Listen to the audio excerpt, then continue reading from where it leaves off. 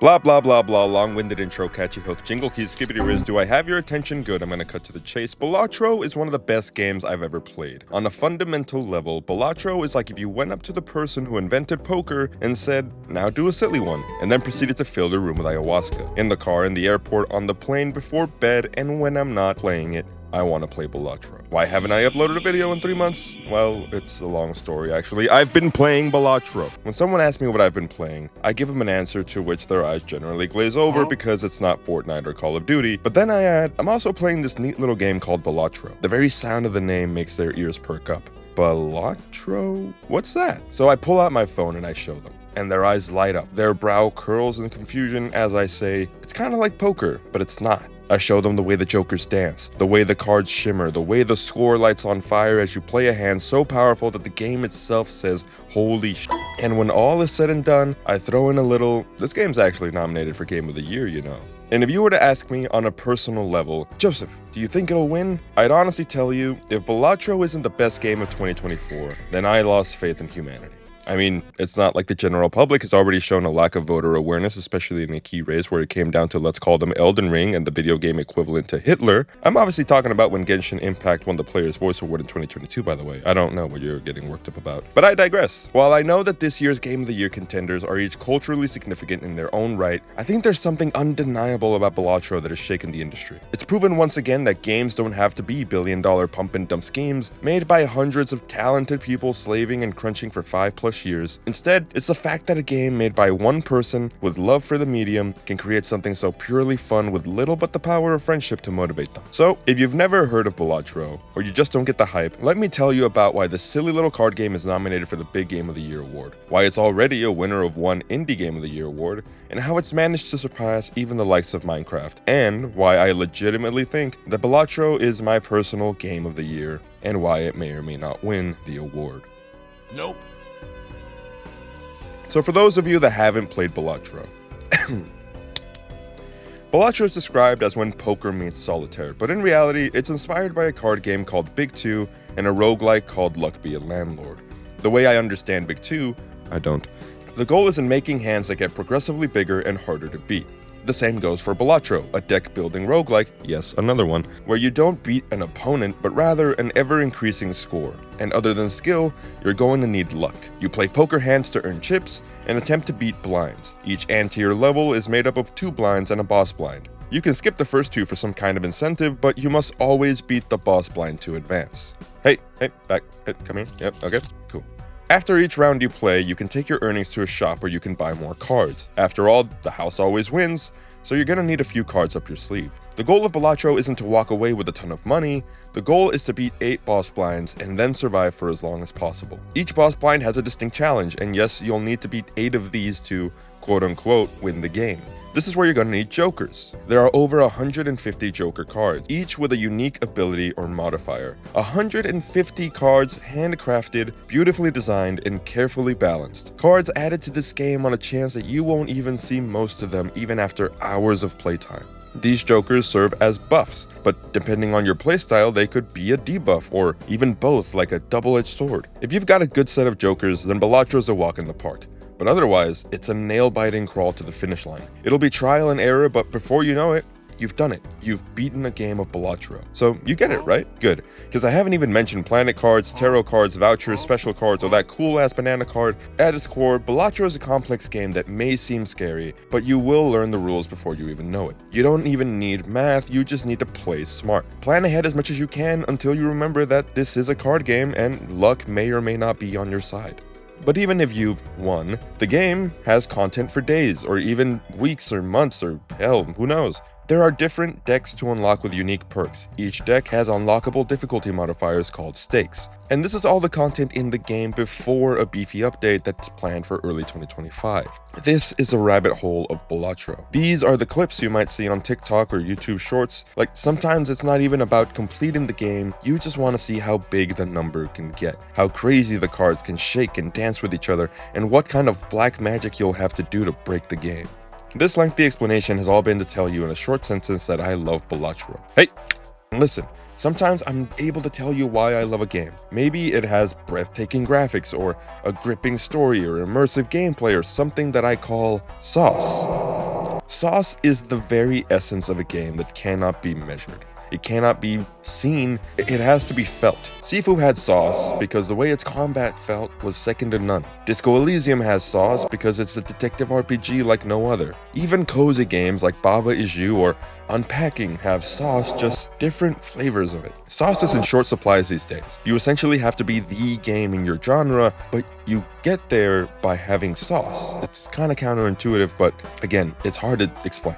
And even though Balatro has come long after established deck builders like Slay the Spire or Inscription, or even Hearthstone, it manages to capture a much more universal enjoyment, and it does so beautifully. You can show Balatro to anyone, your best friend, your parents, your boss at work, even your pets. Okay, that one might not work, but Balatro is a hell of a universal game. It's even what I would call a one more game type of game.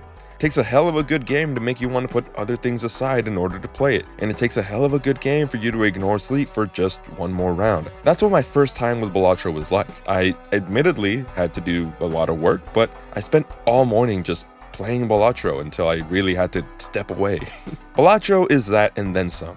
And if you need further proof, you just need to look at where it sits today, high above the shoulders of existing giants like Minecraft and Stardew Valley. I don't need to get into the details. I think you can piece that together on your own, and you'll understand that once you play it. So now that you know what Balatro is and why it's that good, here's the part where I have to ruffle some feathers. I'm gonna have to tell you why I don't think any other game this year necessarily deserves their Game of the Year award. And don't worry, I've never been known to have a bad opinion. I recognize that all the competitors this year are important in their own right, titans of the industry that are very much the most enjoyable games that have come out this year. Earlier, I said that the Game Awards this year are stiff competition, and 2024 was a weird year. The first quiet half of the year only gave us one of the nominees, Final Fantasy VII Rebirth, while the rest of the nominees came out in the second half, one after another. And listen, this video is going up the day after the Game Awards, obviously. At the time of writing this though, I can't confidently tell you that Balatro will win the big awards. It may win Best Indie, and maybe a lot of other categories, but the industry itself just doesn't roll that way. The winners are decided 90% by a committee, and only 10% by popular vote. Obviously, this committee may be swayed by a loud community, but I have to say that I don't always trust their judgment. Last of Us 2 beating Ghost of Tsushima? Last of Us 2 beating Doom Eternal? Last of Us 2 winning in general? Oh, everyone's gonna be mad as F.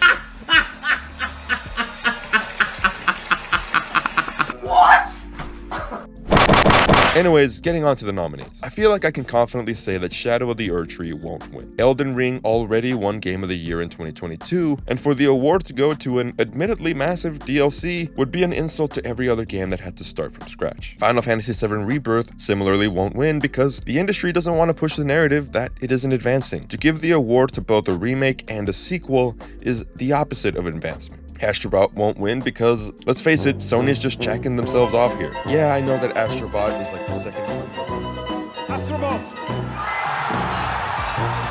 PlayStation had employees in the voting council at the award show. I know nobody should give a fuck about award shows, but I care. Or whatever, and that the DualSense makes a funny noise. I've heard great things, but unfortunately, I don't think a PR showcase is gonna win. You've reached your limit on talking. Shut the fuck up. Gotcha, bitch! So now, Metaphor ReFantazio and Black Myth Wukong. These are the only competitors that I would be afraid of. And listen, it's hard to not be biased as such a big Persona fan that's also never fully finished a Persona game. Those games are huge, assuming. But there are plenty of things worth celebrating about Metaphor. It delivers a long and interesting story that deals with heavy ideas like politics and race. It ditches a Japanese school life simulator for a fantasy setting in which you try to become king and gain the support of the people. It also entirely does away with personas in favor of archetypes, and overall, it just has the look and feel of a quality Atlas game. It's hard for me to say that Metaphor won't win on quality alone. If I had to pick a reason that it wouldn't win, it would be because it is, at the end of the day, still kinda like a Persona game. That's not a shot towards Atlas or the creators, it's just the feeling that when it comes to a turn-based RPG, Atlas didn't do anything too out of left field for them, and personally, I think that was a bit of a letdown. Also a letdown was not letting us romance any characters in this game. Seriously, Atlas, what the hell? And again, I'm not saying that Metaphor is a bad game, nor that it's unoriginal or boring. It's still a great game and a worthy nominee, but for the sake of the industry, it's not a great stride and advancement. As I'm writing this, GameSpot released their video calling Metaphor their own game of the year, so clearly it can carry its own weight, and it is still a matter of opinion, so there might be a shot for Metaphor at the Game Awards. And lastly, I have to talk about Black Myth Wukong. Wukong was the biggest flash in the pan this year. It came out swinging, and no, that's not a monkey joke. Like, this game came out, and everyone in the gaming world went, something just happened. The game sold like crazy, mostly in part due to sales from China, as Wukong fundamentally is based off of the awesome Chinese novel Journey to the West. While I do have my gripes about it being all digital, I have to admit that this game may just have sauce. The tale of Wukong is, for lack of a better word, bananas. Oh, brother, this guy stinks! Especially when you start reading up on the stuff that he did in the books, in the novels. And honestly, hats off to Game Science. They've made a game that not only looks gorgeous, but feels like it actually brings the legend of Wukong to life. In other words, it really makes you feel like Goku's a ripoff of Wukong. You don't even have to play the game to know what I'm talking about. Looking at clips of this game on TikTok as it was coming out was crazy. Seeing the way Wukong dodges by leaving behind a cloud clone, the way his staff can grow and shrink and he can stand on top of it to dodge and slam it down. I can't talk about everything, but the sheer aura of this game was something to behold. I may even say that it has sauce, but also, it's a Souls-like. This is a controversial statement. Most people would say, it's not a Souls-like, it plays more like Sekiro. Yeah, well, Sekiro's a Souls-like. Shut up and fight me in the comments. I won't be there. I'll be playing Balatro. Ultimately, Game Science knocked it out of the park with its first AAA game release. And as much as I want Balatro to win, I can't help but say that Wukong might be the game that beats it.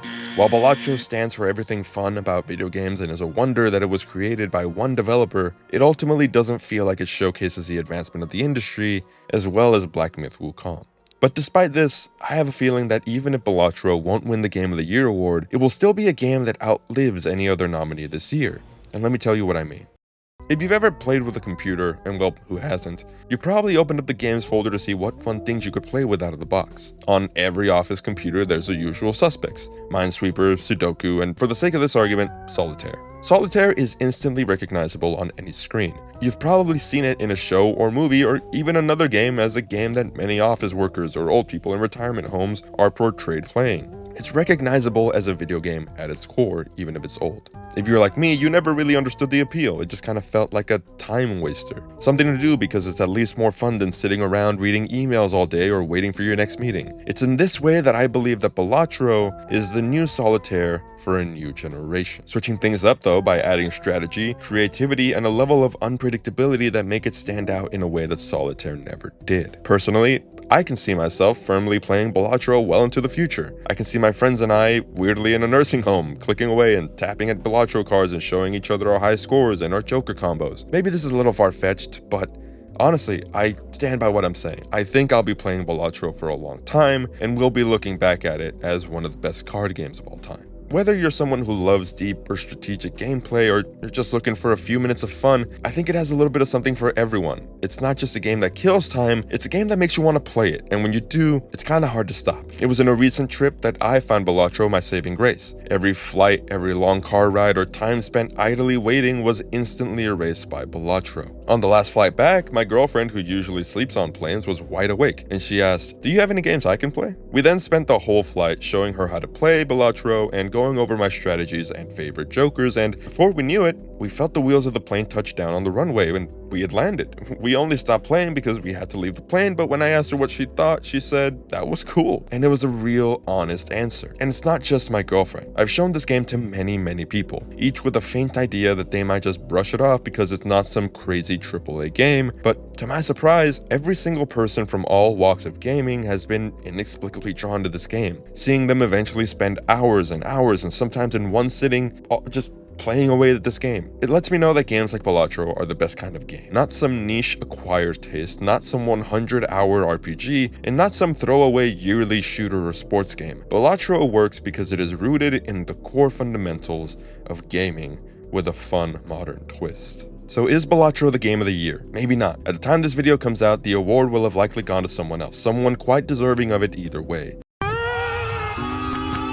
There's something special about it that goes beyond any accolade. It's just fun. Balatro couldn't exist centuries ago because the very math and creativity of it wouldn't have been possible, but Balatro exists now, and it's a statement to how far games and gaming have evolved, especially in the indie scene. From simple poker hands to numbers far beyond that which we can calculate on a computer, I could say so much more about Balatro, like the effort its developer poured into it to bring it to life, the addictive mechanics of it, but ultimately all that matters is that Balatro is real and you can play it now and possibly forever at a moment's notice. You may not always want the best that technology has to offer. In a world full of sequels and remakes and games chasing the latest trends, Balatro is a breath of fresh air for less than $20. And sometimes you just need the most fun way to kill some time. Thank you, Balatro, and thank you, Local Thunk, for making such a great game. Even if you're not Game of the Year, you're the Game of the Year to me. Oh, and if you did win somehow, congrats. Thanks for watching my silly little video. Let me know what your pick for Game of the Year is, even if it isn't Balatro. And if you didn't play any of this year's nominees, tell me what your favorite game that you played this year was. Either way, I'd be more than happy to banter in the comments. And hey, if you think I'm a stupid idiot for saying that a card game should beat games like Wukong and Metaphor, please let me know as well. Subscribe if you want to see more video essays and long-winded game reviews, and like the video if you liked the video, or don't if you didn't. Thanks so much, and mate, see you next time.